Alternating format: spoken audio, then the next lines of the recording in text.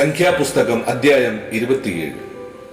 അനന്തരം യോസേഫിന്റെ മകനായ മനശ്ശെയുടെ കുടുംബങ്ങളിൽ മനശ്ശെയുടെ മകനായ മാഖിരിന്റെ മകനായ ഗിലെയാദിന്റെ മകനായ ഹെഫേരിന്റെ മകനായ സെലോഫഹാദിന്റെ പുത്രിമാർ അടുത്തു വന്നു. അവന്റെ പുത്രിമാർ മഹ്ല, നോവ, ഹോഗ്ല, മിൽക്ക, തിർസ എന്നിവരായിരുന്നു. അവർ സമാഗമന കൂടാരത്തിന്റെ വാതിൽക്കൽ മോശയുടെയും എലെയാസർ പുരോഹിതന്റെയും പ്രഭുക്കന്മാരുടെയും സർവ്വസഭയുടെയും മുമ്പാകെ നിന്ന് പറഞ്ഞത് എന്തെന്നാൽ, ഞങ്ങളുടെ അപ്പൻ മരുഭൂമിയിൽ വെച്ച് മരിച്ചുപോയി. എന്നാൽ അവൻ യഹോവയ്ക്ക് വിരോധമായി കോരഹിനോട് കൂടിയവരുടെ കൂട്ടത്തിൽ ചേർന്നിരുന്നില്ല. അവൻ സ്വന്തം പാപത്താലത്രേ മരിച്ചത്. അവന് പുത്രന്മാർ ഉണ്ടായിരുന്നതുമില്ല. ഞങ്ങളുടെ അപ്പന് മകൻ ഇല്ലായ കൊണ്ട് അവന്റെ പേർ കുടുംബത്തിൽ നിന്ന് ഇല്ലാതെയാകുന്നത് എന്ത്? അപ്പന്റെ സഹോദരന്മാരുടെ ഇടയിൽ ഞങ്ങൾക്ക് ഒരു അവകാശം തരണം. മോശ അവരുടെ കാര്യം യഹോവയുടെ മുമ്പാകെ വെച്ചു. യഹോവ മോശയോട് അരുളി ചെയ്തത്, സെലോഫഹാദിന്റെ പുത്രിമാർ പറയുന്നത് ശരി തന്നെ. അവരുടെ അപ്പന്റെ സഹോദരന്മാരുടെ ഇടയിൽ അവർക്ക് ഒരു അവകാശം കൊടുക്കണം. അവരുടെ അപ്പന്റെ അവകാശം അവർക്ക് കൊടുക്കണം. നീ ഇസ്രായേൽ മക്കളോട് പറയേണ്ടത് എന്തെന്നാൽ, ഒരുത്തൻ മകനില്ലാതെ മരിച്ചാൽ അവന്റെ അവകാശം അവന്റെ മകൾക്ക് കൊടുക്കണം. അവന് മകൾ ഇല്ലാതിരുന്നാൽ അവന്റെ അവകാശം അവന്റെ സഹോദരങ്ങൾക്ക് കൊടുക്കണം.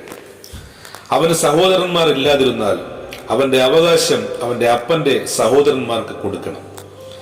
അവന്റെ അപ്പന് സഹോദരന്മാർ ഇല്ലാതിരുന്നാൽ നിങ്ങൾ അവന്റെ കുടുംബത്തിൽ അവന്റെ അടുത്ത ചാർച്ചക്കാരന് അവന്റെ അവകാശം കൊടുക്കണം. അവനത് കൈവശമാക്കണം. ഇത് യഹോവ മോശയോട് കൽപ്പിച്ചതുപോലെ ഇസ്രായേൽ മക്കൾക്ക് ന്യായപ്രമാണം ആയിരിക്കും. അനന്തരം യഹോവ മോശയോട് കൽപ്പിച്ചത്, ഈ അബാരീം മലയിൽ കയറി ഞാൻ ഇസ്രായേൽ മക്കൾക്ക് കൊടുത്തിരിക്കുന്ന ദേശം നോക്കുക. അത് കണ്ട ശേഷം നിന്റെ സഹോദരനായ അഹരോനെ പോലെ നീയും നിന്റെ ജനത്തോട് ചെയ്യും. സഭയുടെ കലഹത്തിങ്കൽ നിങ്ങൾ സീൻ മരുഭൂമിയിൽ വെച്ച് അവർ കാണുക വെള്ളത്തിന്റെ കാര്യത്തിൽ എന്നെ ശുദ്ധീകരിക്കാതെ എന്റെ കൽപ്പനയെ മറുത്തതുകൊണ്ട് തന്നെ സീൻ മരുഭൂമിയിൽ കാദേശിലെ കലഹജലം അതുതന്നെ. അപ്പോൾ മോശ യഹോവയോട്, യഹോവയുടെ സഭ ഇടയനില്ലാത്ത ആടുകളെ പോലെ ആകാതിരിപ്പാൻ തക്കവണ്ണം അവർക്ക് മുമ്പായി പോകുവാനും അവർക്ക് മുമ്പായി വരുവാനും അവരെ പുറത്തു കൊണ്ടുപോകുവാനും അകത്ത് കൊണ്ടുവരുവാനും സകല ജഡത്തിന്റെയും ആത്മാക്കളുടെ ദൈവമായ യഹോവ സഭയുടെ മേൽ ഒരാളെ നിയമിക്കുമാറാകട്ടെ എന്ന് പറഞ്ഞു. യഹോവ മോശയോട് കൽപ്പിച്ചത്, എന്റെ ആത്മാവുള്ള പുരുഷനായി നൂന്റെ മകനായ യോശുവയെ വിളിച്ചു. അവന്റെ മേൽ കൈവച്ച് അവനെ പുരോഹിതനായ എലെയാസരിന്റെയും സർവ്വസഭയുടെയും മുമ്പാകെ നിർത്തി.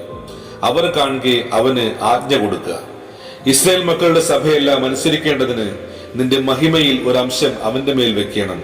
അവൻ പുരോഹിതനായ എലെയാസറിന്റെയും മുമ്പാകെ നിൽക്കണം. അവൻ അവനു വേണ്ടി യഹോവയുടെ സന്നിധിയിൽ ഊരീം മുഖാന്തരം അരുളപ്പാട് ചോദിക്കണം.